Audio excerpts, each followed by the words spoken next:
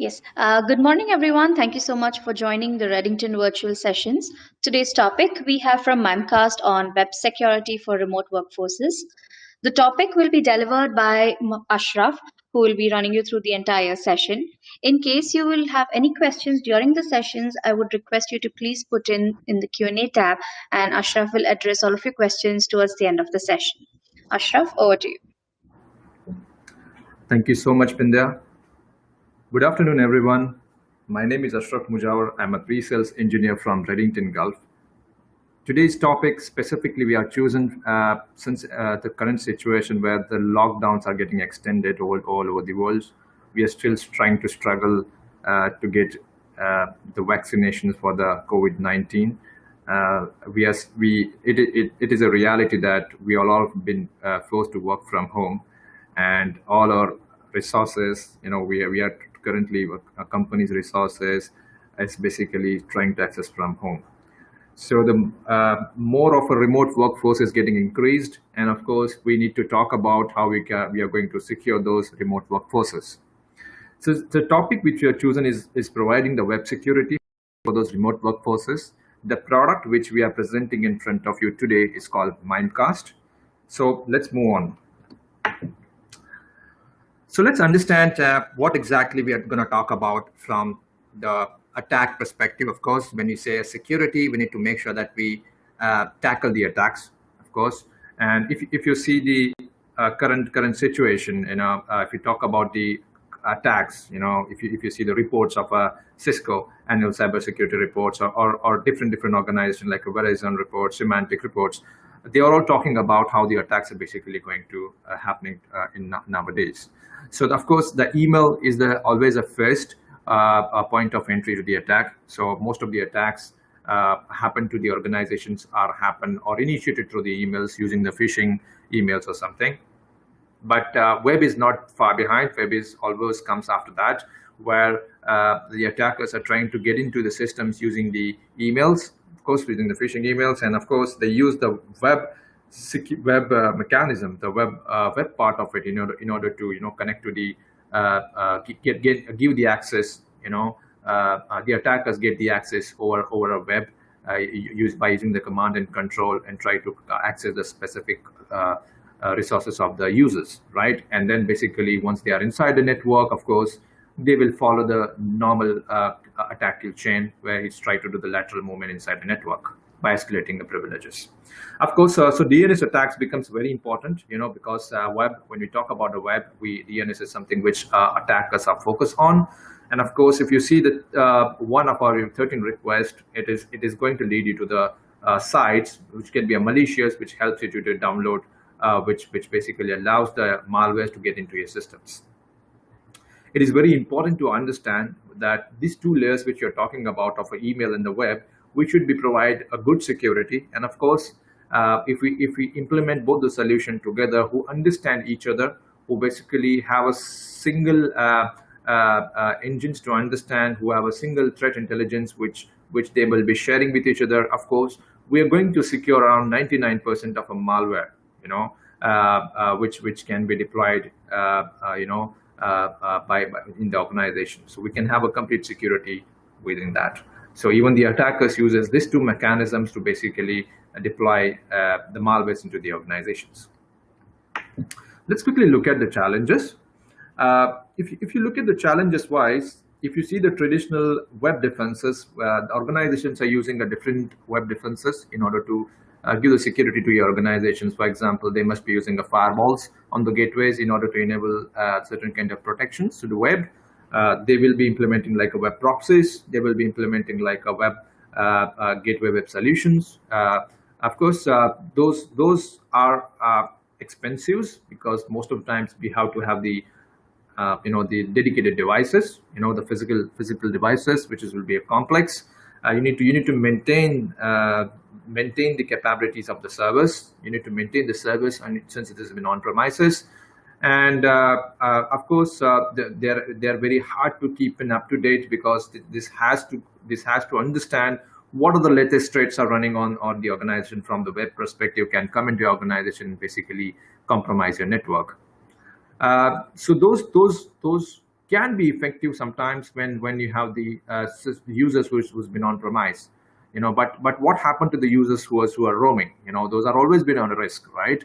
Since those users are not on their environment, those are always roaming. It is difficult for those users to give the security for your web, and they're always in a risk. Look at the current situation where we all are forced to work from home, right?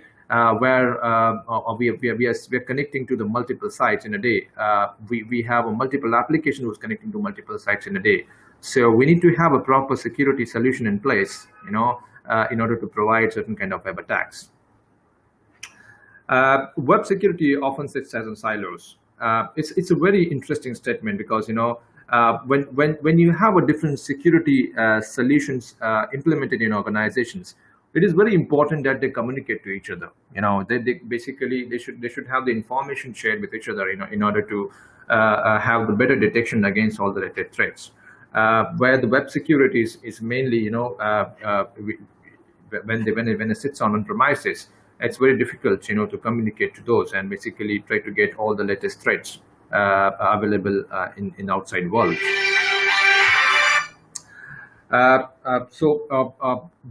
From that, we're talking about securing a certain layer, which is we call it a DNS. So when we're talking about the web security, it is very important that we understand and secure the DNS layer from the perspective of giving securing from certain kind of web attacks.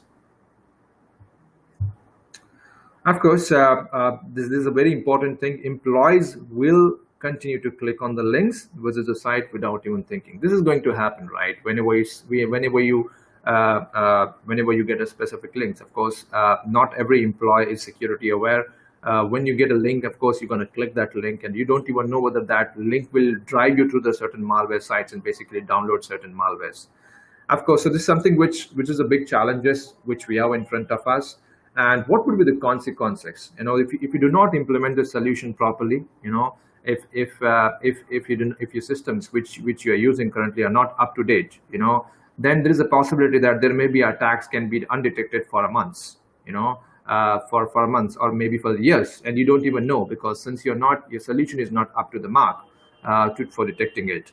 And what were the main consequences which we are going to face with that? Of course, when you have a malware inside it, when your organization got compromised, you're going to your organization can face challenges like stolen of data. Customers' data can be stolen very easily, because when you have the important documents, important data which is getting leaked or basically lost, or maybe stolen by the hackers, of course, there will be a loss in the revenues of our customers, because since their reputation is going to damage very badly. Of course, since the organization is compromised, they will not be able to do the productive work. So there will be an impact on the workforces. And of course, since you did not follow the security standards, you're going to face certain consequences of certain compliance guys coming and basically they will be fine you for not maintaining a certain compliance standards. Of course, which is going to be a huge, very bad impact is going to happen on the customers. So this is the consequences which we should be avoiding it, and of course, which we need to for avoiding it, we need to have a proper solutions in place. So of course, we are talking about web security here, but we need to understand how can we provide better value by combining security for both both the worlds, the email and the web together. Of course, we can have the consistency in the protections, because when you're talking about the targeted threat protections for the URL, which basically also comes over email. So we know that a lot of links has been shared over emails. So of course, those links can come from an email. So we need to have the targeted threat protection to be blocking certain kind of web on the email, as well as directly coming from a web. Similarity checks, the advanced similarity checks which applies on the emails and the web, if you can see. Shared intelligence. The same shared intelligence should be using by the email and web, so that they can complement each other. We should be understand if certain detection happen on one computer, on one customer, then the similar kind of protection should also apply to all the customers using the similar solution. So the email and the web basically works hand in hand, right? The simple setup, of course, we need to have a simple setup. We don't need to burden the administrator with a lot of configuration. We need to have a simple management console where we should be able to manage emails and the web configurations together. Integration perspective, Active Directory integration, because the emails knows about your users, they knows about your Active Directories. So of course, web is going to make a use of it. User account roles permission for email also apply to the web, of course. Branding of emails, of course, is applied to both the emails and the web as well. And of course, reporting has to be done from both the sides. So of course, we are talking about value of an email and the web together. We're talking about we should have a single vendor who should be giving the single platform to do both the to secure both the layers, using the single support route. With the effective with that, we provide you the Mimecast web security and the Mimecast web security along with the complementing the Mimecast email security, right? So in Mimecast email security, which we are going to talk about next week. So I have another session which I have requested for the next week. So you will be receiving the links for that. You're always ready to register for yourself, and you can always make a use of that email component so that you will be able to understand more about the email security as well. Today we're going to talk about specifically on the web security part of it. So let's move on. So there are four components which basically we need our organization should be considering when they want to provide a security against a web. Very effectively we can provide a web security by providing the proactive defenses, okay, which will be definitely, we need to make sure that there shouldn't be any malwares, should be blocks without even reaching to your network. This is mainly about proactive defenses. We need to place an acceptable web use of enforcement. We need to follow the compliance practices, boost the productivities. We need to make sure that all the standards which the administration, the standards has to be best in order to give you the better visibility of the detections, and of course along with the security as well. We need to provide a consistency in the protection. It's not only like a solution is protecting the employees who's currently inside the organization, and when they go out, they are completely prone for the attacks. So we should have the anywhere protection. So whenever a user they roam around the different regions, different locations, from a customer location, or working from home, or working from a cafeterias, they should be always been protected. This is the whole aim of all about it. And of course, we should have a complete visibility of what users are specifically doing. We need to understand how employees are using the web at work. This is something which is very, very, very, very important for administrative perspective. We need to do that. Let's talk specifically on the web defenses. Of course, we need to mainly secure our DNS layer. The most famous for the attack would be a DNS-based attacks. Of course, we need to make sure that we secure that layer in order to monitor it and provide a better security against it on the web. Of course, we need to make sure that we block certain websites who deliver the malware. So there are a lot of sites who take you to the drive-by downloads and basically take you to the site where it basically download a certain malware in your organization, and this is where they try to initiate the command and control and basically try to access, give the access to the attacker who sits in some different locations. So we need to make sure that those malware should be blocked at the gateway level itself.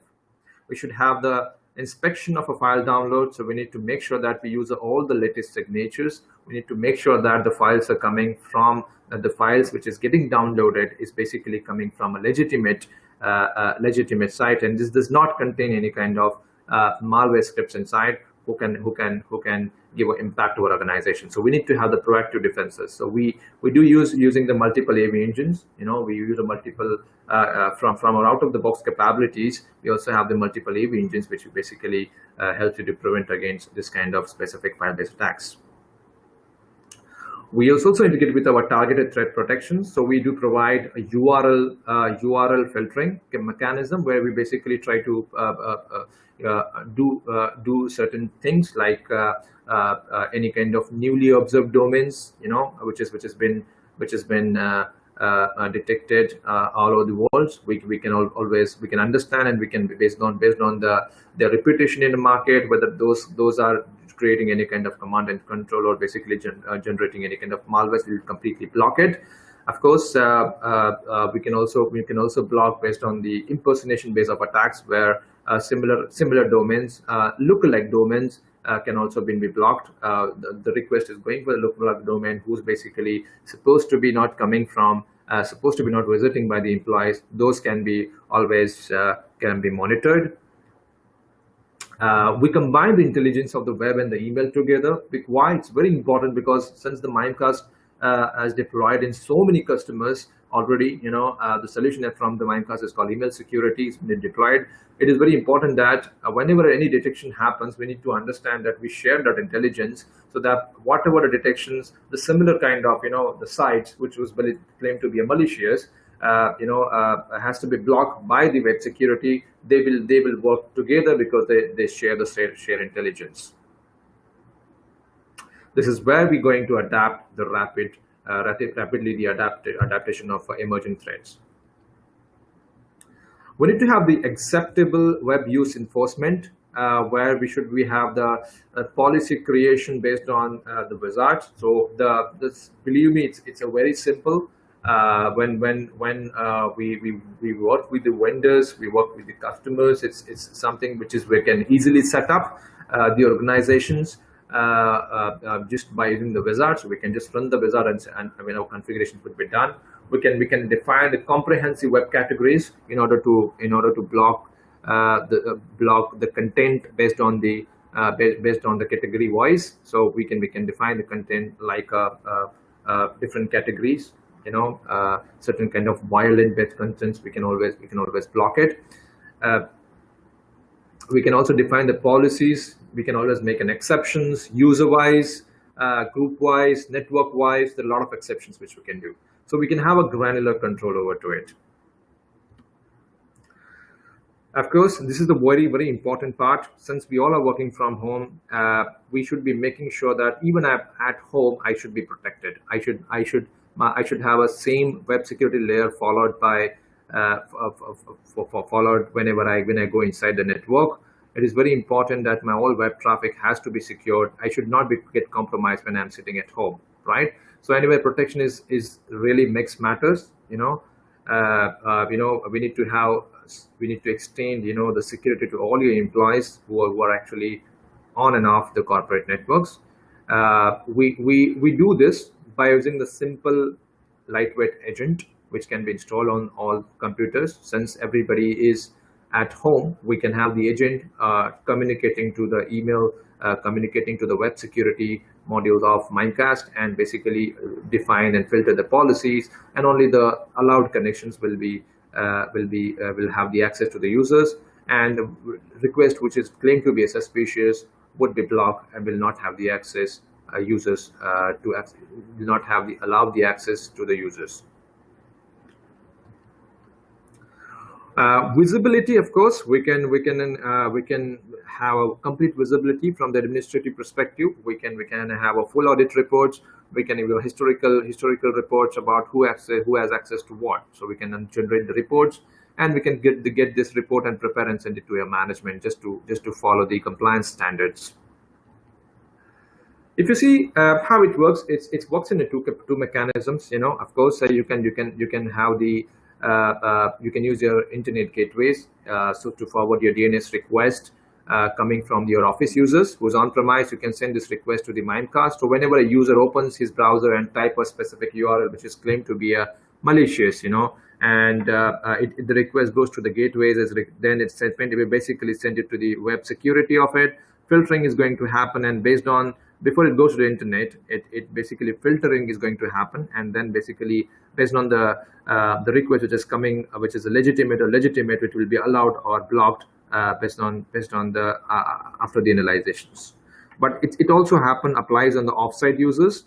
This can be happen from an agent. So instead of email internet gateways sending a request to the Mimecast web security, our agents are going to do the job for it. They will just receive the request from browsers, and just send this information to the Mimecast web gateways. It was going to filter out there, and basically it's going to check multiple mechanisms, and based on only that it will be allowed or block the access to the organizations. So it's a very simple deployment. Users just need to forward a DNS request, which is on premises, and the users who's working from home or basically continuously roaming, we have to make sure that there is a single agent which is installed who will help them to always push the policies whenever they are over the internet. They will just push the policies and basically able to communicate to the Mimecast in order to perform the blockings. This is how the inspection system looks like. Just if I quickly wanted to tell you like how the exception systems looks like. So the inspection system looks like from when the packet arrives, or maybe when the request comes on the browser. What are the mechanisms? What are the flow? The packet flows is basically goes from.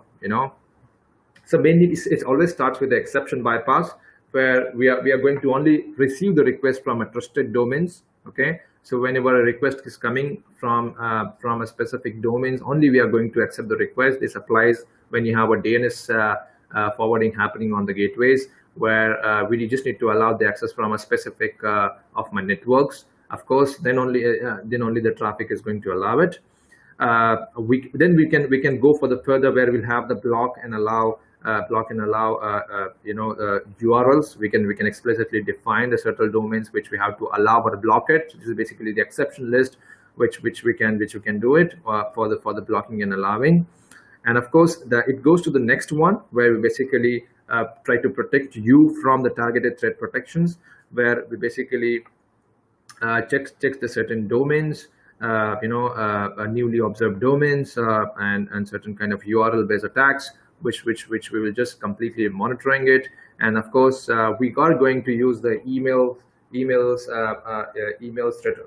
web threat intelligence together, which basically helps us to do the detections more proactively. Okay, so newly observed domains, which is going to be blocked. Mainly, it happens a lot of time. The attackers they create a new domains, just looks like a similar domains just some days back, and basically send in emails or send certain requests to the users. And when the user connects to their domains, basically they just download the malwares to the users' computers, and then they basically try to gain the access by enabling the command and control access. Then we basically go on the category wise filtering. So we have a multiple categories defined based on the category. Specific websites you want to block it, you can just block it based on the categories. That's something which we can always do it. Then we do and checks the impersonation base of attack, like a domain similarity check. This happens sometimes. You receive an email, you basically check the email, and you basically validate the email. When you click the email and you identify that, okay, the email or the URL looks like absolutely correct for me, but when you closely look at your eyes, with your eyes, you'll be able to understand that there is a one letter which does not resemble to the original domain. So this kind of similarity checks, which we also perform on the web when the request goes from a URL perspective. The email security is very, very important, because when you receive an email, you will receive an email from a lot of different receivers, and of course this is going to be a very popular attack, which is go undetected many of times. Lot of solutions today from an email security perspective, they are not able to do this kind of detections, because for it looks like it's a similar domain which is coming from. So yeah, so and at the last, of course, we will be doing the malware scanning and malware filtering. So having our own capabilities to detect certain signature-based attacks, behavior-based attacks. But of course, we are also depending upon a couple of licensed commercial AV engines signatures, which we are taking from them, and basically we are also doing the scanning. So we do whenever the request comes, it basically goes from a multiple AV engine scannings, and then only the request will be considered will be allowed or blocked. So we basically go from a different inspection systems before we allow the specific web traffic to go inside organizations. So if we can always use looking at the current situation. Mimecast is coming up with an offer where they're allowing 90 days 90 days free service, free trial for all for the customers. The customer who is already on an email, this will be the best option for them. They can just go ahead and request for the 90 days trial from Mimecast, and then of course you can contact us anytime, to our team for sales. You can always contact Vishal Zariwala, who managed the commercials part from Redington. And of course, if you have any technical queries, I am always reachable on my email address. You can always send me an email, and we can always try to get you. So if you have any customers, you are itself a customers, you can always go ahead and request us this thing. We can always set up a solution for you, and then of course you can use it for 90 days, and you can see the difference by yourself.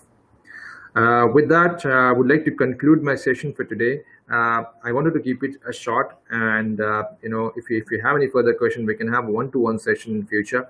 If you would like to have any questions, you can always ask your questions. You can type your questions in the Q&As, and I'm more than happy to answer those questions. Thanks again, and I hope all of you have a great day ahead. Thank you, guys. Please stay safe.